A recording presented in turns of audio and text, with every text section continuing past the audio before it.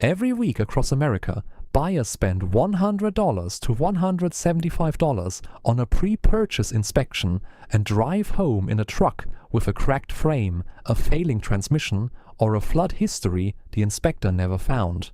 The inspection happened, the paperwork was signed, the mechanic initialed the checklist, and the truck still destroyed the buyer's finances 6 weeks later because the inspection was the wrong kind, performed by the wrong person, asking the wrong questions in the wrong order. The pre-purchase inspection industry has a dirty secret that the shops performing them would prefer you never learn. A standard shop inspection is designed to protect the shop from liability, not to protect your money.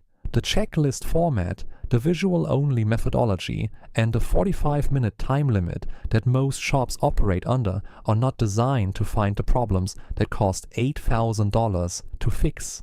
They are designed to document the problems that are obvious enough that missing them would expose the shop to a complaint. The dangerous problems, the ones that are invisible to a visual scan but catastrophic to a drivetrain, fall outside the checklist entirely. This video is the inspection the shop does not offer and the seller does not want you to perform. Start with the inspector selection. This is where most buyers make the first and most consequential error. They call the nearest shop, schedule a PPI, and hand the truck to a general service technician who does oil changes and brake jobs 5 days a week. That technician is competent at what he does. He is not competent at evaluating whether an 80,000-mile diesel pickup has a developing injector cup leak or whether a four-wheel drive transfer case is showing the early wear pattern that precedes a $3,200 rebuild. Specialization matters more than proximity.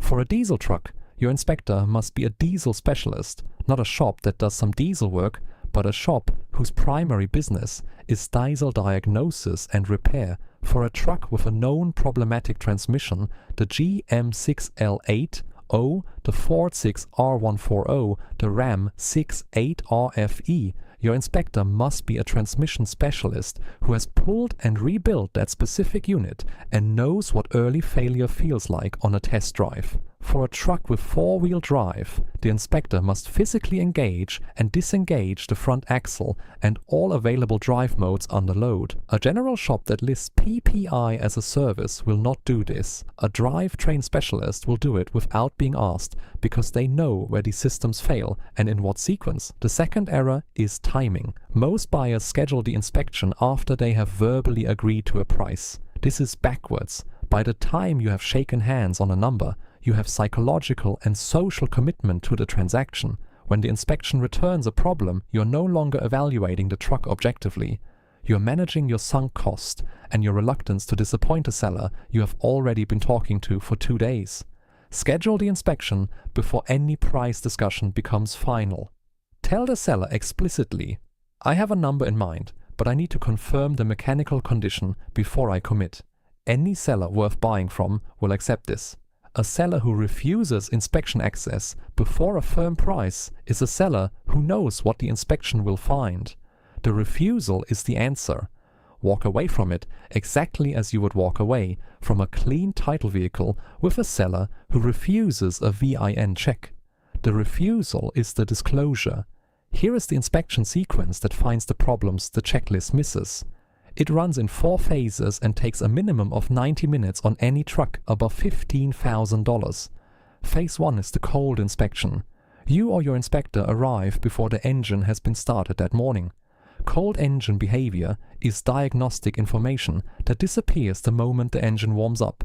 A cold start on a diesel with injector wear produces a white smoke plume that burns off within 60 seconds of running. If the engine is already warm when you arrive, you will never see it. A cold start on a gasoline engine with worn piston rings produces a brief blue-gray smoke puff from the exhaust at startup that similarly disappears at operating temperature. Sellers who know their engine has a cold start symptom will warm the vehicle before your arrival without being asked. If you arrive and the truck is already running or the hood is warm to the touch, ask the seller to shut it down and give it 45 minutes before the inspection begins. A seller who objects to this is a seller whose vehicle fails the cold start test. Phase 2 is the under-vehicle inspection. This is performed on a lift, not on the ground with a flashlight. If the selling location does not have a lift, a private driveway, a parking lot, you either transport the vehicle to your inspection shop under a conditional agreement, or you bring a set of quality floor jacks and jack stands and put the truck in the air yourself. An under-vehicle inspection performed from ground level with a flashlight will miss frame rail rust that is not visible from below at that angle, will miss differential seal weeps that are only visible when the axle housing is at eye level, and will miss subframe cracks at mounting points that are shadowed from ground level view. On the lift, you're checking 6 specific areas in this order. Frame rails from front to rear, not just for rust surface, but for deformation, improvised welds, and stress cracks at body mount locations. Front suspension geometry. Check for play in ball joints by prying against the tire at the 9 and 3 o'clock position while a second person watches the joint for movement. Rear axle. Check the pinion seal for active weeping and the axle flanges for seepage. Transfer case and transmission. Look for fresh oil film on the bell housing seam, the transfer case output shaft seal, and the transmission pan. Fresh oil film on an older truck means a recent seal replacement that may or may not have resolved the underlying leak.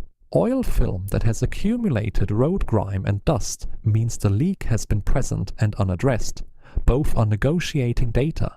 Neither is a deal killer by itself unless the fluid level is critically low, which you verify at the dipstick before the lift. Phase 3 is the electronic diagnostic. This goes beyond the standard OBD2 scan that most PPI checklists include. You need a scanner that reads manufacturer-specific codes, not just generic OBD2 codes. A generic scanner reads the powertrain and emissions codes that federal law requires all manufacturers to report in a standardized format. It does not read the body control module, the transmission control module, the ABS module, the four-wheel drive transfer case module, or the HVAC control module, all of which store fault codes in proprietary manufacturer formats that require a factory-level or professional aftermarket scanner to access. The difference in cost between a generic scanner and a professional-grade unit is $300 to $1,200. Your inspection shop should own the professional unit. If they are performing your PPI with a $40 Bluetooth dongle and a phone app, they are reading approximately 30% of the fault code data available in that vehicle.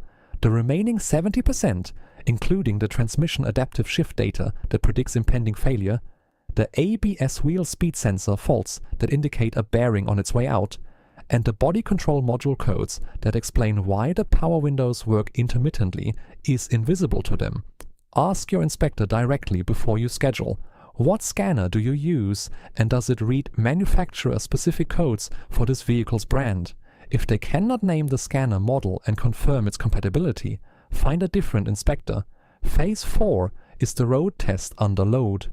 Not a 15-minute loop around the block, a minimum 25-mile drive that includes highway speed in every available drive mode, a full stop from 65 miles per hour to test brake pedal feel and fade, an uphill pull in tow haul mode if the truck has that setting, and engagement of four-wheel drive high and four-wheel drive low in a location where the surface allows it, an empty gravel lot or a dirt road. The highway portion must include a sustained cruise between 45 and 55 miles per hour in light throttle. The speed range where torque converter shudder on GM and 410 speed transmissions manifests as a subtle vibration that drivers describe as driving over rumble strips. This symptom disappears above 60 and below 40. It is only present in that narrow band, and it represents an early torque converter clutch failure that the dealer will quote at $2,200 to $3,800 to repair. It will not trigger a fault code until the failure is advanced. The road test is the only way to find it. The uphill tow haul test reveals whether the transmission is hunting between gears under load, a sign of degraded hydraulic pressure, or worn clutch packs. The four-wheel drive engagement test reveals whether the front axle actuator is functioning, whether the transfer case shifts cleanly without grinding, and whether the front differential produces any clicking or binding during a tight low-speed turn in 4 high. Binding in 4 high during a tight turn on a dry surface is normal. That is why 4 high is for slippery conditions. Binding or clicking during the turn on a wet surface or light gravel indicates a front differential or CV axle issue. These are conditions a visual inspection will never find. The inspection report must be written, specific, and quantified. A report that says vehicle appears to be in good condition with normal wear is a liability document for the shop, not a buying tool for you. A useful inspection report says left front ball joint shows 2 mm of play under pry test within service limit but approaching replacement threshold at approximately 15,000 to 20,000 miles. Rear differential pinion seal shows minor weeping, not actively dripping. Monitor and plan replacement within 12 months. Estimated cost $180 to $250 at independent shop. OBD 2 scan using Snap-on. Zeus shows pending code P0868 in transmission control module. Transmission line pressure low. May indicate pump wear or solenoid issue. Recommend transmission specialist evaluation before purchase. Cold start produced no abnormal smoke. Road test revealed no torque converter shudder across 45 to 55 miles per hour range. Four-wheel drive engagement confirmed clean in all modes. That report gives you 3 negotiating data points: ball joint, pinion seal, and a pending transmission code that requires a specialist follow-up. It tells you what you're buying, it tells you what it will cost, and it hands you a documented, itemized basis for a price reduction that the seller cannot dismiss as a buyer trying to steal the truck. The final point is about what a good inspection does to a good truck. If the truck passes, if the inspector finds nothing beyond normal consumable wear, the scanner comes back clean, the cold start is textbook, and the road test is smooth across every test condition, that report is not a cost. It is a guarantee. You are now buying with certainty instead of hope. The $150 you paid did not find a problem. It confirmed that the problem is not there. That confirmation is worth every dollar of the price you agreed to pay. Buyers who skip the inspection do not save $150. They transfer the risk of an unknown mechanical condition from the seller to themselves for $150. The seller walks away from the transaction with certainty. The buyer walks away with a truck and a question they chose not to answer. The question answers itself eventually. It always does. The only variable is whether you paid $150 to answer it before the purchase or $8,000 to answer it afterward. The next video covers the title history check that runs deeper than Carfax. The databases that expose out-of-state salvage events, odometer rollbacks, and lien histories that the mainstream vehicle history services either miss or deliberately exclude from their standard reports. You need this check on every private sale vehicle before you hand over $1. Watch it before your next purchase. Subscribe to Truck Navigator. We run the inspection so the question is answered before the money moves.